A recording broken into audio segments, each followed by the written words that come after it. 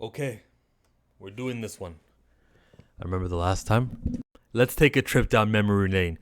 2.5 years ago, Inferno comes to a conclusion. How was Chillmonger feeling at that point in time? I already did stop reading all the rest of the X-Men. This is, like it says on my thumbnail, bye X-Men. This is it. Bye. This is me saying goodbye to the X-Men line. They did try to sell me on Immortal X-Men as if it continues on the book that was going on here in the book, like the people in the Quiet Council. But I'm not. At the moment it did, but I'm not sold on that, and I will not pick it up. And that video is still up there if you want to go watch how I felt at the moment, especially the rant on Jordan D. White. I don't read comic books, Jordan D. White. You're not reading Avengers? I don't work at Marvel and I read Avengers.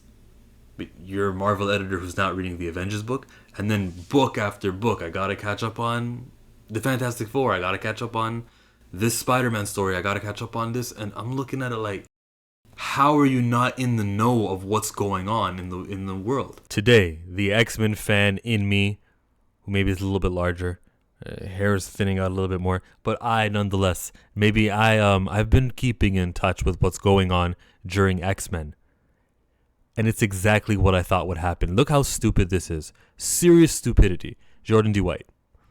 Jonathan Hickman, huge name, huge writer, successful writer, came in here with a plan. He says the 3-act plan. The first act went by swimmingly. People under-ordered House of X. They needed to do a reprint. That's how popular this brand was. It was hot. He says, yo, look, it's time. I'm not going to say how long Act 1 is supposed to last, but it's about time. Let's get into Act number 2, he says. This was met with protest with a vote, and it didn't end up happening. Why? Because you were only going to go 2.5 years more anyways. Hickman's Inferno issue number 4 comes out in January of 2022. We are now in May of 24. That's 2 years plus 3-4 months. So you mean you canceled Jonathan Hickman's plan where he was supposed to make Act 2 last for a year, Act 3 last for about a year, and then he'd be out? So that you could go 2 years anyways and just...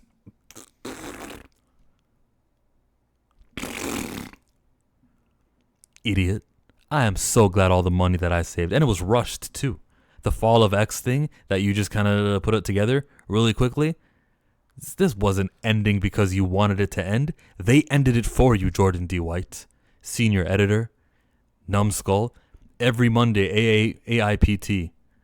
This dude is doing interviews talking about the stupidest things ever. And every week, every single passing time I see an X-Men news update, I always, for 2 years, would feel like I'm glad I'm missing out. Hellfire Gala, I'm so happy that I'm not paying attention to this stuff. Emma Frost got married to Tony Stark. Well, we know that's not going to last because nothing lasts. That's not going anywhere. I would see every news update. The deaths and the resurrections, which never lasted and never meant anything to me. I am so glad I sat this one out. From the way it's ending, Storm, Aurora Monroe, appears to be super important. Cool. I don't care enough to get X-Men read, but I did care enough to pay attention. If it was called the Storm book, I would have bought that comic. And it would have to be in the present day, not no Senti. Tom Brevoort seems like he's understanding that and giving me Storm with a solo series. And I gotta give credit to the way that this is ending, with her being all overpowered and she is like in a good place to warrant the solo comic book series. Good. That's all I'm giving. As of right now in 2024, Chillmonger is back on the X train. This is still the greedy company who they are, and they were going to probably do what they did with Spider-Man, where it's a $10 comic book, and only about, 70% of that comic book is Amazing Spider-Man, and then 30% of it is just kind of filling the back pages to warrant costing so high. I'm not that invested, right? When Wolverine happens, Wolverine 50 happens, and I'm not going to read that. I'm not going to pick it up. I'll watch Caped Joel talk about it, and that'll be that.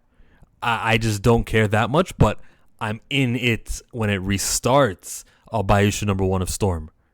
I'll be there for Extraordinary X-Men, Exceptional X-Men, Uncanny X-Men, Adjectiveless X-Men.